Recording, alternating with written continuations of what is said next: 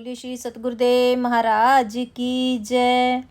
परम पूजनीय परम वंदनीय श्री श्री महंत ज्ञान देव जी, मुख्य वेदांताचार्य, निर्मल अखाड़ा हरिद्वार और हरिद्वार से आई विरक्त साध मंडली तथा सभी बहन भाइयों का इस देवभूमि बड़ोग में मैं आपका स्वागत करती हूँ, क्योंकि आप हर वर्ष की तरह इस वर्ष भी विद्या के दाता, ज्ञान के भंडार सतगुरु जी का जन्म दिवस मनाते हैं।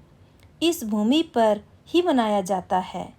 इस भूमि पर पैर रखते ही मन हर्षित हो जाता है, क्योंकि ये देवताओं की देवभूमि है, आध्यात्मिक ऐतिहासिक घटनाओं की गवाह है और संस्कृति का प्रतीक है और तो और सौंदर्य से भरपूर है।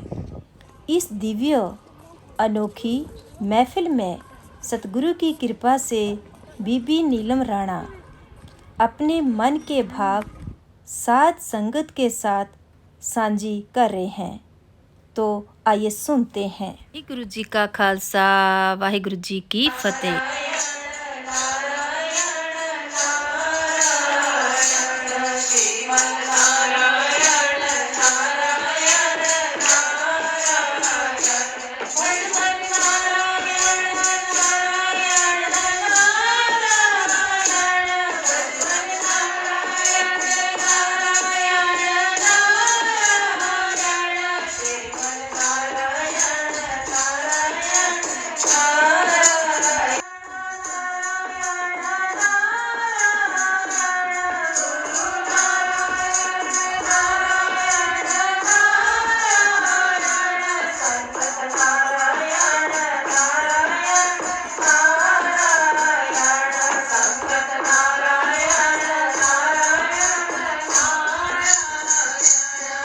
सतगुरुदेव महाराज की जय।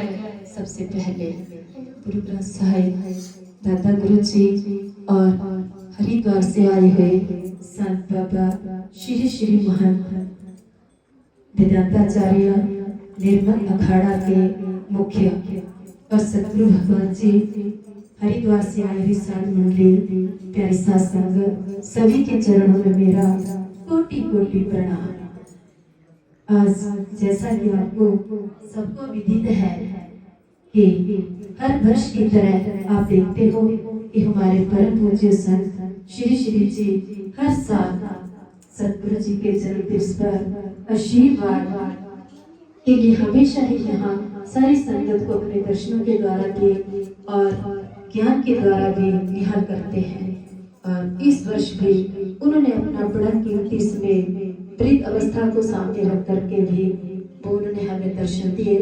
मैं एक बार उनके बहुत बहुत आभारी हूँ।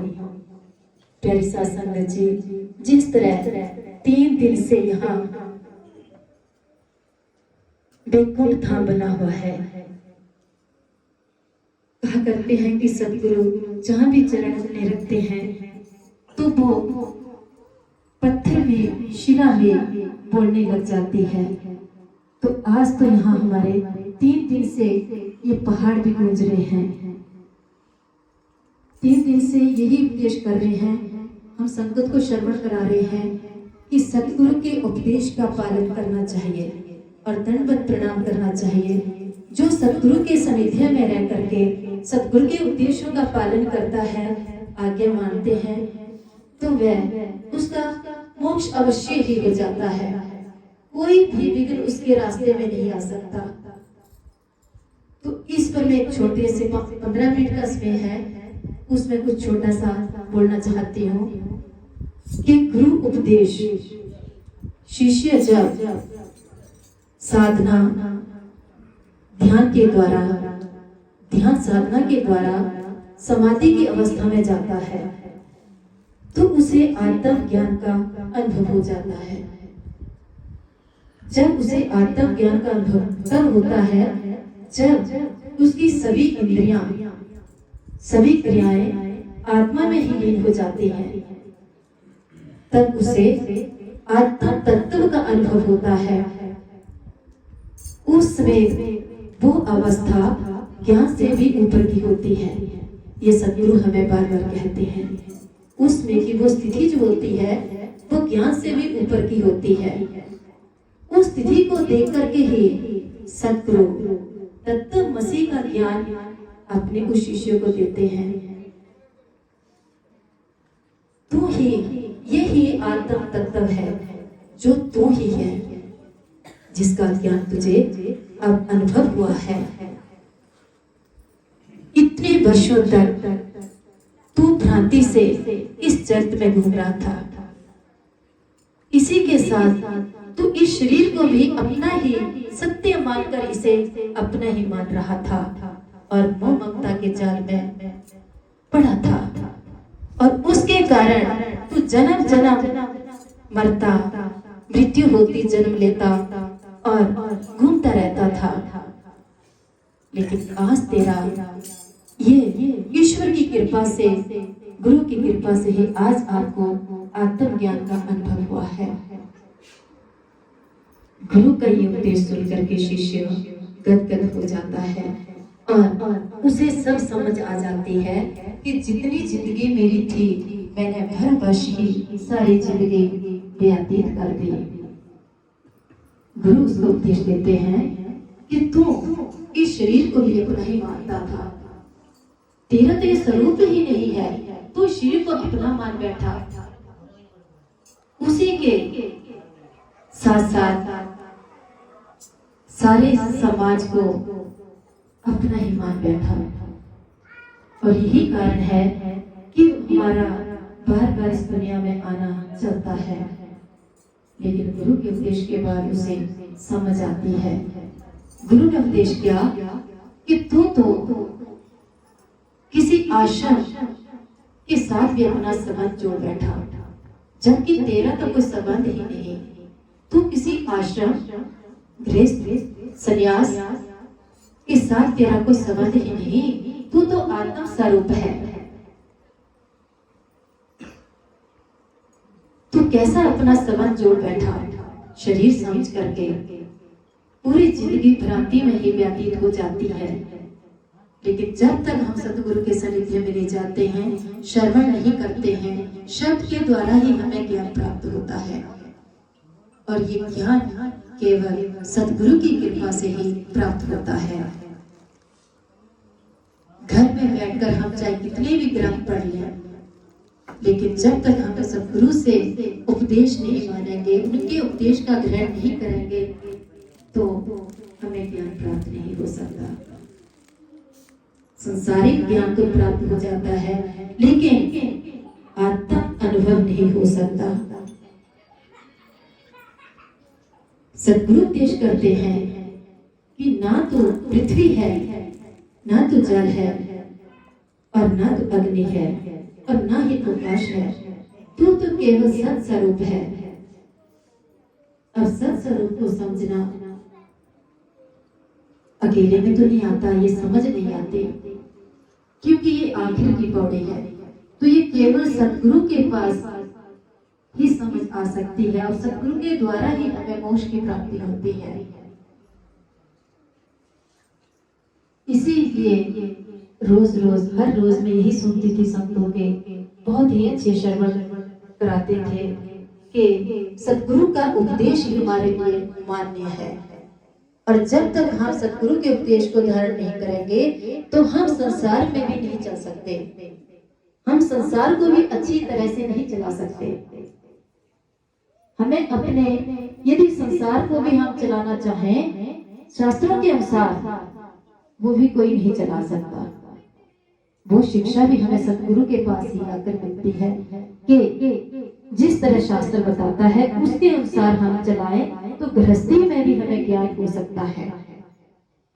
प्रोक्ष ज्ञान, अप्रोक्ष नहीं, प्रोक्ष ज्ञान। सतगुरु उसे कहते हैं कि तू तो शुद्ध सत सच्चिदानंद सत स्वरूप है, तू कहां भरम में डोल रहा है। एक शिष्य था, वो अपने सतगुरु के पास जाकर के प्रार्थना करने लगा कि मुझे भी सतगुरु जी ज्ञान चाहिए। सदगुरु ने उसको कहा, कोई बात नहीं, कुछ समय पा करके तुझे भी ज्ञान की प्राप्ति हो जाएगी, लेकिन पहले तुझे कुछ समय के लिए जो मेरी संगत है उसकी सेवा करनी पड़ेगी। अब ये तो उसको बड़ा मुश्किल लगा कि मैं कार्य कैसे करूं। उसको लगा शायद ज्ञान ऐसे ही प्राप्त हो जाता होगा। उसके मन में ये तो था ही नहीं कि मुझे पहले वहां जाकर के संगत की सेवा भी साथ में करनी पड़ेगी। एक बार गुरु ने उससे पूछा कि क्यों भाई, सब ठीक चल रहा है? तो शिष्य ने कहा, महाराज जी बाकी तो सब ठीक है, लेकिन ये जो नीचे चलता है सेवा का काम, वो मेरे से नहीं होता। गुरु ने कहा कि जब आप पहली सीढ़ी ही नहीं चढ़ सकते तो आप ज्ञान की तमन्ना कैसे रख सकते हैं कि मुझे मोक्ष की प्राप्ति होए। तो प्यारी साध संगत जी, सबसे पहली सीढ़ी कर्म ही है। हमें कर्म करना ही पड़ेगा। कर्म से हृदय की शुद्धि होती है। जब तक हम कर्म नहीं करेंगे तो हम ऊपर कैसे जा सकते हैं। इसलिए जिस तरह जो स्टेप बाय स्टेप हम सीढ़ी पे चढ़ते हैं, ऐसे तो नहीं कि हम फर्स्ट सीढ़ी से ऊपर तक पहुंच जाए। उसी तरह इसका भी एक क्रम है। श्रवण निध्यासन, उसके द्वारा ही हम साथ में सत्शास्त्र पढ़ने चाहिए जो हमारे को सत स्वरूप की तरफ लेके चले। और ये हम अकेले अपने आप नहीं कर सकते, हमें संतों का संग चाहिए ही। ये जो संत समागम यहाँ बना पड़ा है, एक बार जब कबीर जी को संदेशा आया, जो भी शरीर रूप में आया है, चाहे संत है, चाहे राम जी हैं, चाहे कृष्ण जी हैं, चाहे नानक जी हैं, तो उनको इस शरीर को एक दिन छोड़ना ही पड़ता है। तो जब कबीर जी को एक दिन संदेशा आया, तो जब वो जाने की, वो तो साक्षात ईश्वर थे, हम तो जीव हैं। जब उनको जाने का संदेशा आया तो वो इसी तरह, जिस तरह यहाँ वैकुंठ धाम बना हुआ है, उसी तरह वैकुंठ धाम में ही रहा करते थे, संतों के साथ विचरण करा करते थे। तो उन्होंने एक शब्द गाया, राम बुलावा दिया कबीरा रोए, जो सुख साध संग में सोवे कुंठ न होए, कबीरा सोवे कुंठ न होए। तब कबीर जी ने ये श्लोक उच्चारण किया कि जो सुख साध के संग में है, सो मुझे वैकुंठ में भी नहीं है। तो प्यारी साध संगत जी, हम तो उनके चरणों की धूल भी नहीं कि हम साधु के संग के बिना वैकुंठ पहुंच सके। हमें पहले संतों का संग करना होगा, इनसे हमें श्रवण करना होगा। जैसे जैसे ये प्रक्रिया बताते हैं, उनके अनुसार हमें चलना पड़ता है, तभी ही हम इस वैकुंठ धाम को जा सकते हैं। नहीं तो कबीर जी जैसे महापुरुष को भी अच्छा नहीं लगा तो हम इस संसार में क्या कर रहे हैं। हमारा जन्म जो हुआ है केवल अपने आप को पहचान करने के लिए हुआ है, लेकिन ये तो हम सब भूल ही गए कि हम कौन हैं, कहां से आए हैं। हम तो संसार के उल्टे ही माया इकट्ठे करने में लग पड़े। तो प्यारे साध संगत जी, समय बहुत थोड़ा है। अभी हरिद्वार से आए हुए हमारे पूजनीय संत श्री श्री महंत जी आपको अपने श्रवण करवाएंगे शब्दों से, बड़े ध्यान से सुनिए। और मैं अपनी वाणी को यहीं से विराम देती हूँ और सभी के चरणों में मेरा कोटि कोटि प्रणाम। वाहिगुरु जी का खालसा, वाहिगुरु जी की फतेह। बोले श्री सतगुरुदेव महाराज की जय। प्यारी साध संगत जी, ये थी बीबी नीलम राणा जी। जो कुछ भी इन्होंने कहा वो सब सतगुरु की महान कृपा और उनकी छत्र छाया में रह करके ही ये शब्द कहे गए।